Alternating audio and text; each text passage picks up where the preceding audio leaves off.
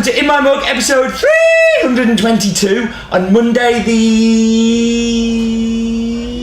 12th? Or was it 13th?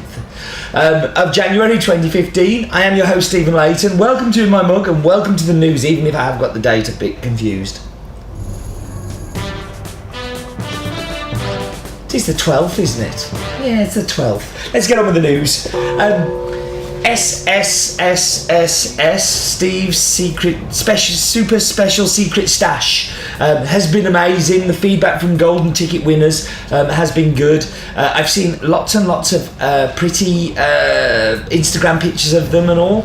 A very special coffee from a very special lady in Bolivia that is a tiny lot that nobody would have seen otherwise. I hope you've enjoyed it, those who have subscribed. It is a hint of the amazingness that is about to come with the SSSS.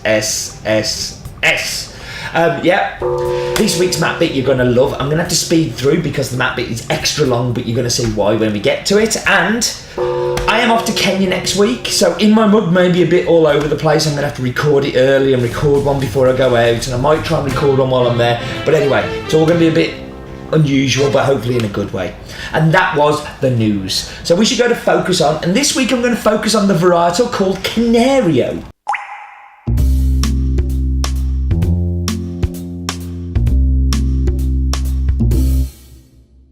Okay, so this week's coffee comes from Brazil and is a Canario varietal. So I'm going to talk about what is the Canario varietal. Well, it's related to the Bourbon. It comes from Brazil. This is the only place I've ever seen it. Grows best at around about 1,000 metres above sea level. It's a mutation, so it's mutated from Bourbon. It normally comes in yellow colour. I've never seen it in any other colour, so I'm fairly sure with a name like Canario, it's going to be just yellow. The fruit is a normal rounded shape. It has wide leaves that are quite short and stubby. And is quite spindly branched. Bourbons are typically spindly branched anyway, but like the Pacas, they're a little bit longer. So it's originated from the Bourbon as a mutation. So think of like Pacas Mundanovu, those kind of varietals that we've talked about on here before. That's what's happened to this plant. The plant is it's higher yielding than the parent Bourbon plant, and much more than the red Bourbon. That's because anecdotally yellow Bourbon tends to produce more than red, although I've never had that officially in a book proved to me.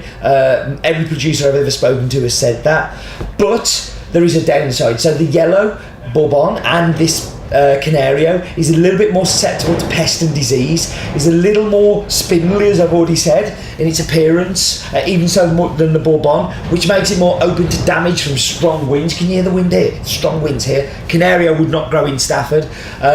And this really does have to be taken into account when they're planting this Canario varietal. So you cannot plant it in a big wide open field. A lot of Brazil doesn't have windbreakers and doesn't have lots of trees and things, so that is a definite issue with this coffee.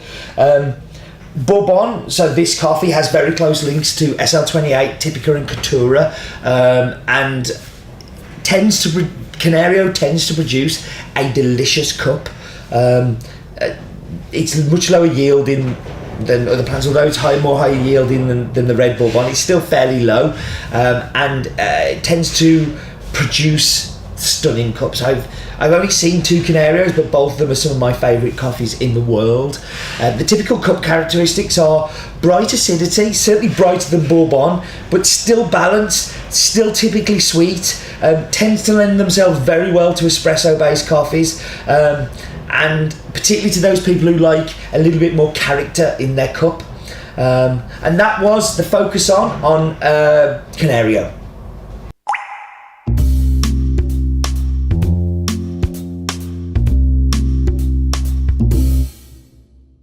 So this is a world exclusive coffee we've got this week, and only available, has been, in fact, bar 2 or 3 bags of this coffee in its entire existence. It's only ever been sold through Has Been. We're in our 8th year and working with my good friend and colleague, because I buy lots of coffee from Stephen. He's a coffee importer from the UK, Stephen Hurst. As you will see in the map bit, which is amazing. I'm very excited about the Matt bit. I went to this farm in the summer with Stephen during the World Cup, where we had lots of fun, as I'm going to show you in the Matt bit as well, because I'm going to talk about Bella Horizonte too. This Canario plot was planted by Stephen because of how delicious the Canario had been in Cachoeira, and because I loved the Canario in Cachoeira. So it's a little bit, this coffee was planted a little bit for me, but he also had the perfect storm to plant it in. So it's a varietal you wouldn't plant anywhere, because, as I said in the focus on, the wind will get at it, it's susceptible to pest and disease. But this is just this perfect piece of land. It has it's protected from low temperature, so it doesn't get any frost. This plant will take frostburn very easily. A point that was proved this time, for the first time this year, 25% of the crop was damaged by frost and lost. So maybe not such a perfect storm, I guess. So why does he grow it? Well, because it's delicious. It's a coffee that's been planted because it's delicious, and that is the perfect reason to plant a coffee, particularly when Stephen had always wanted to try and plant more of it, but was too scared to ask a producer who relied on it for their family income and what have you. So it is amazing coffee. I think you're really going to love it. So we should talk about the facts of this farm. The farm name is Fazenda, Inglaterra, named Inglaterra because of all the locals who started to call it Inglaterra when Stephen bought it. The producer is Stephen Hurst. The nearest city is Poços de Caldas, home of the monorail that doesn't go anywhere.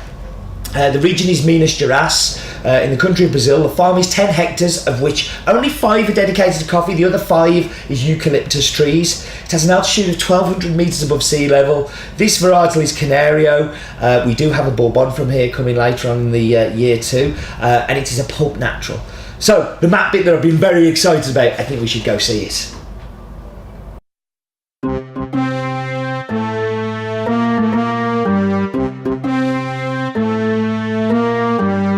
Hello everybody, strap yourselves in for what is going to be a mammoth but super cool Matt bit. I know I've been talking about it all the way through the In My Mug, so it's got to be good now. I've got a lot to live up to, but I think you're going to find it amazing.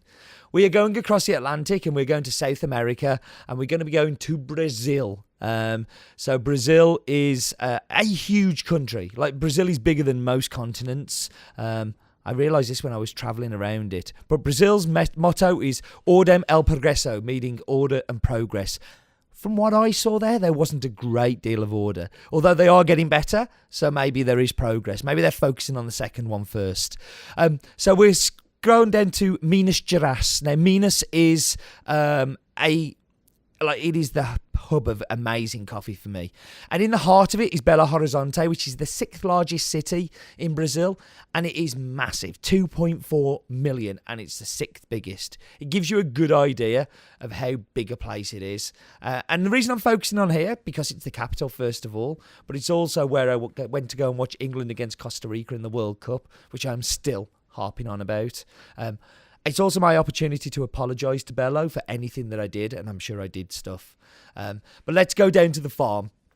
So this is what we're really, really interested in, and it's Fazenda Inglaterra. Just above it, you could see not Belo Horizonte, we could see the town of Poços de Caldas.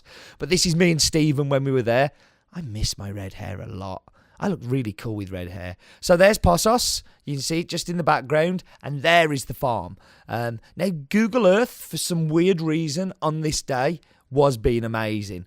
I don't know why. It was just perfect. The lowest point is the Atlantic Ocean. Atlantic Ocean means that we can get coffee out of there really easy, which I love. It means it gets to us very, very quickly. And you can see the topography there means that there isn't a great deal of places you can buy coffee from there. You really are struggling with altitude. The average altitude of a farm is about 1,100 metres, which is not a lot. This one is 1,200 metres, very close to the road. You can see the coffee, and the V-shaped part is the trees. So this is where the eucalyptus trees are planted. Why eucalyptus? Because there's a lot of money in it. I found out that they plant trees, 30 years later, they get a lot of money. So it's a long-term investment, but far more profitable than coffee growing. But Stephen bought this farm so he could grow coffee. So you can see here all of the areas of the farm and exactly where everything is there. So we should try and maybe have Hascopter. And this is the drone that I took to Brazil during the World Cup through customs and nobody stopped me. And I'm not very good at flying the drone. It's not my thing. This is some of the footage that I took early on.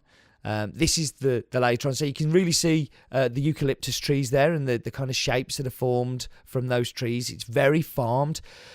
This is the battery slowly running out. And this is a crash. Yeah. Oh, warning. The Hascopter has crashed and is stuck.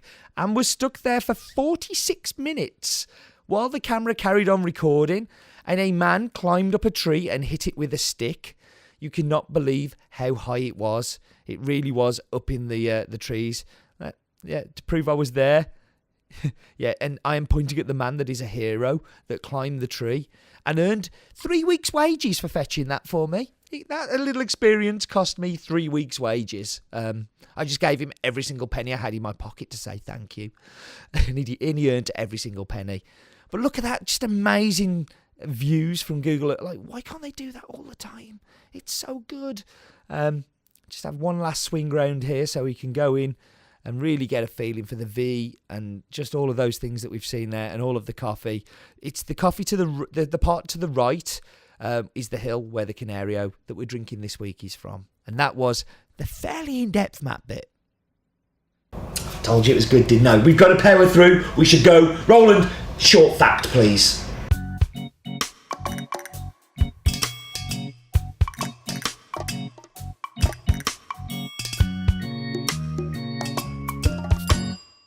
The canary bird is named after the island that they are found on and originated from.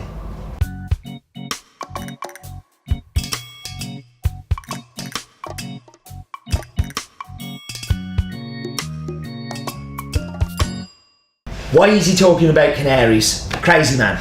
Not canaries, Canario, Roland. Right, before we go and do the tasting where I wrap you on pause and all the rest of it, I have to tell you, I did this earlier on in the week at a coffee shop called Pulped in Budapest.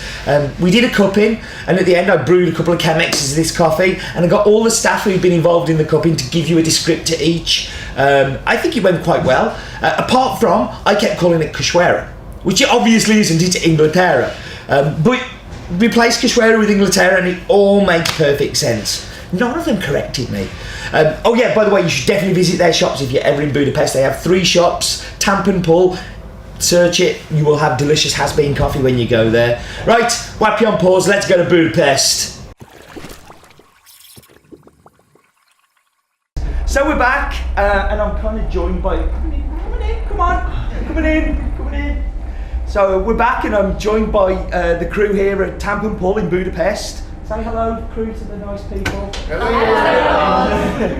And what we're going to do is we're going to do the tasting. We've only got brewed, we haven't got espresso because we weren't doing this many espressos. And we're all going to give a descriptor, aren't we? Mm-hmm. Yes. And I'm going to start down this end. So have we tasted the coffee? Have you tasted it? Yeah. I want one descriptor from all of you, so.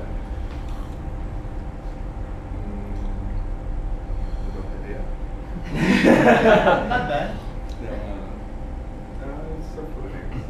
It's what, sorry? It's fruit. Yeah, sweet. That's good. You've got one? It's the nicest. A little bit more acidity than the Cachoeira that we did a cup in earlier. And it's the same, we were talking about it's the same coffee, just a different varietal, and the acidity's a lot more in it, isn't it, than that one? Yeah, this is maybe a little bit dark chocolate. Dark chocolate? A little bit, Yeah. The aftertaste is the dark chocolate. Maybe. Very different chocolate again to the yellow Bourbon that we tasted. So yourself? It's really light.